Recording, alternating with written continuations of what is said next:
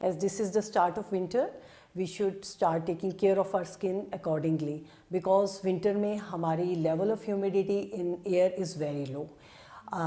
हमारे फर्दर काफ़ी aggravating factors होते हैं, जिसमें हम जैसे हॉट शावर्स लेते हैं, तो हॉट शावर क्या करता है, it is stripping the oil from the skin.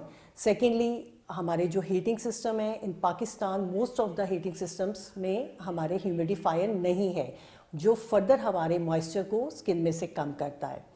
तो अब हम जब पेशेंट हमारे पास आते हैं कि this is the start of a new weather, तो हम उन्हें बताते हैं कि जैसे अब विंटर स्टार्ट है, you have to moisturise your skin maximum.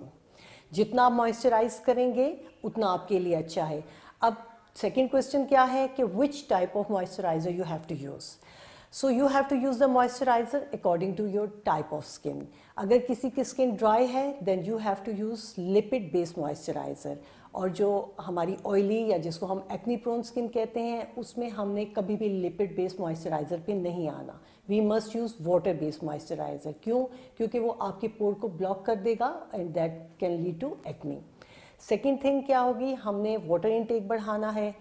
अब नॉर्मली विंटर में क्या होता है कि पेशेंट्स की छाइयाँ या फ्रेकल्स बढ़ने लग जाते हैं. उसका रीज़न ये है कि विंटर में लोग धूप में बैठते हैं, but there is no awareness of application of sun block.